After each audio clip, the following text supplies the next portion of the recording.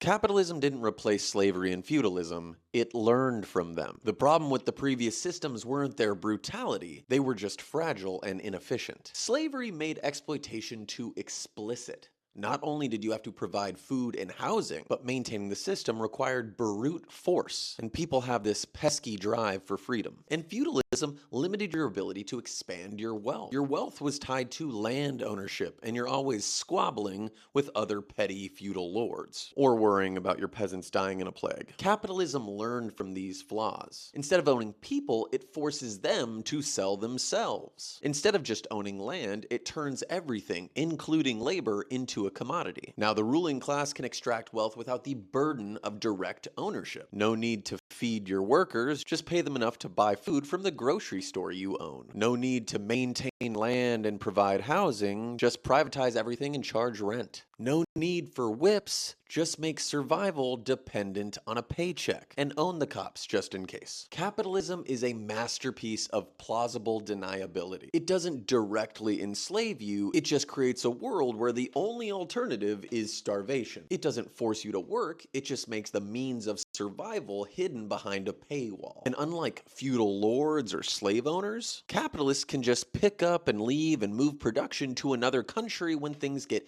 inconvenient, moving their factories overseas or shifting their wealth into offshore accounts while their workers starve domestically. Capitalism's greatest trick is convincing the people that they're free, while ensuring that they have no actual power. The entire system rests on a carefully maintained illusion of choice. You're free to work or not. But if you don't, you die. You're free to vote for the candidate the billionaires chose. You're free to speak out, protest with a permit. And if you ever start questioning why a small group of people have all of the wealth while everyone else does the work, capitalism will do one of three things. Distraction. Work people to exhaustion, make sure they can't think about anything else. Co-opt radical energy, whether through greenwashing with ethical or sustainable things, or using people like Bernie to take revolutionary energy and bring it back to the Democratic Party. Or there's straight up repression. If workers get too rebellious or students are too critical of the war machine, you bring out the National Guard, you sick the police on them, or internationally, a fun little CIA-backed coup.